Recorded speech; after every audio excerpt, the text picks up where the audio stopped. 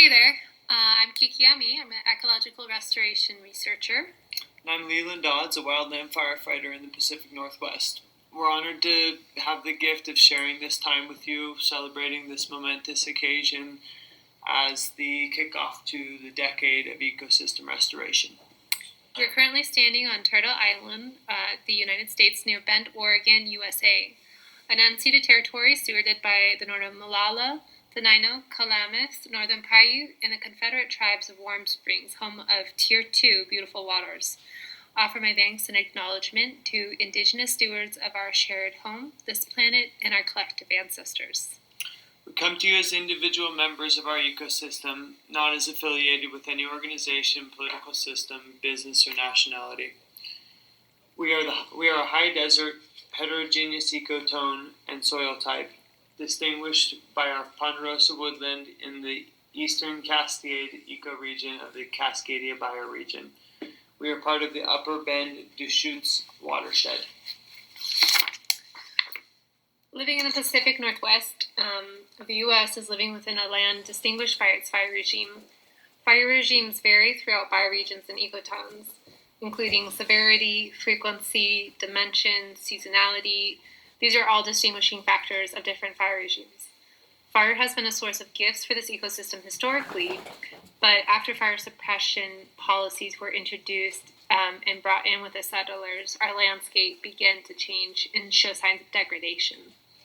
Over the last century, the United States and many of the private interests have taken a very active and aggressive stance on wildfire suppression. Fires have been vilified for their impact on our society, often being depicted as a source of destruction to property and life. One of the major challenges that we have to restoring our ecosystem with wise and intentional wildfires is resistance from dated thinking and hesitation from the public because of the immediate increased risk of life, health, property, and welfare. The wildfire challenge is less of a challenge of fire and more of a social challenge. Viewing this challenge is no different than any complex problem. First, breaking it down into simple, digestible pieces will allow more people to become involved in contributing to a solution. We need education for our communities to safely use fire as a tool once again. The indigenous people of this land use fire symbiotically to replenish and manage these lands. The history of fire suppression is directly related to our history of colonization, economics, urbanization, and industrialization.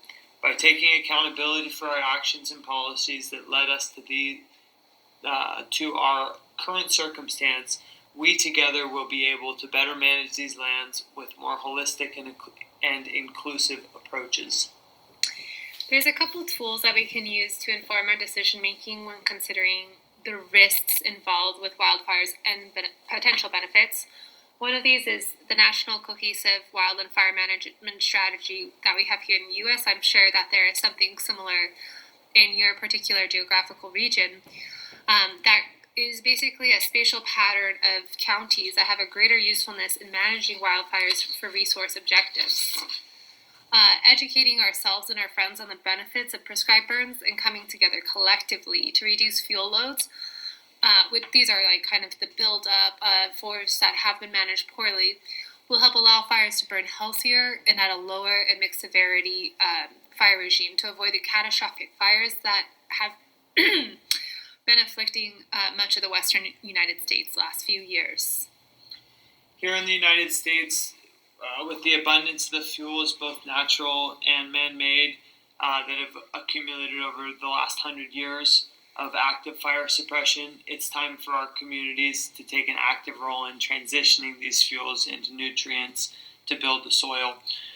Through active and intentional manipulation of the vegetation, we can aid the landscape back to their natural fire regimes.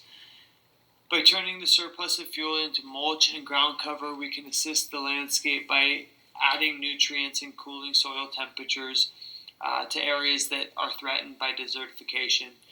Additionally, by managing ladder fuels, which are vegetation that provides the fire a path up into the upper canopies of larger trees, we will lessen the likelihood of these catastrophic fire from occurring. In areas threatened by erosion, larger debris can be bundled into horizontal wattles, a bioengineering technique called live fastings for slope stabilization. Excessive vegetation can also be burned intentionally to produce high-quality biochar that can then be spread across a forest floor to help maintain water retention while acting also as a carbon sequestration sponge.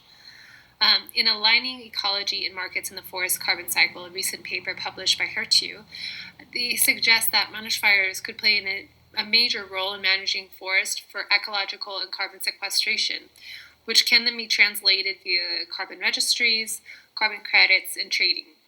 Recent studies have also been exploring how charcoal produced by wildfires, biochar, can trap carbon for hundreds of years, playing an essential role in mitigating the risks of climate change.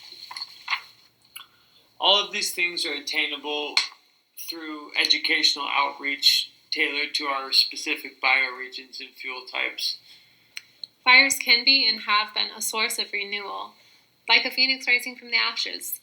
Plants and animals have become accustomed over millennia to a diverse array of fire regimes, including the frequent stand-maintaining surface fires that are common in our ponderosa pine woodlands. Observing our world through a systems lens lets us see how many interrelationships are dependent on the wisdom of fires, from regenerating our soils by adding bioavailable nutrients which boost microbial life, recycling carbon, cracking open fire-dependent seeds to sprout, clearing invasive weeds and diseases, providing the greater sage grouse, which is a very popular bird at the moment, habitat, and migratory ungulates with yummy young succulent regrowth, stimulating fire-dependent lupin to nourish endangered Carner blue butterfly, and creating homes for bird species such as the black-backed woodpecker, northern three-toed woodpecker, and brown creeper, all of which nest almost exclusively in burned, unlogged areas. The Leopold report that was published in 1963 here in the U.S. by the son of Aldo Leopold established the concept that wildlife habitats are not a stable entity that persists unchanged in perpetuity, but rather they are a dynamic, ever-changing entity, much as our ever-changing biodiversity.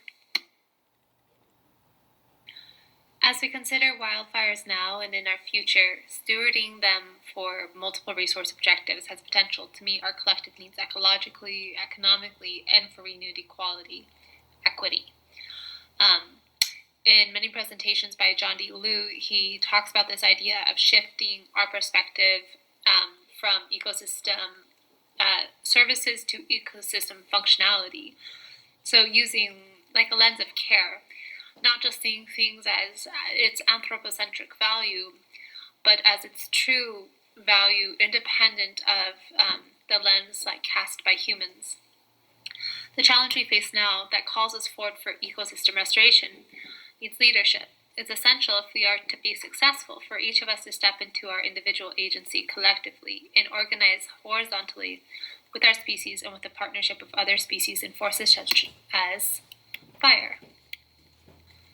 We are entering this decade of relationships, of reciprocal ecology, of teaming with minerals, plants, microorganisms, bacteria, and fungi. Our species can't go at this decade alone. Bioremediation and restoration requires teamwork across species lines, and that requires respect for our It's time to reclaim our commons as we reclaim our right to live in a world free of human species-caused ecosystem degradation. The entropic nature of our planetary resources lends us to hold ourselves responsibility for how much we take and how much we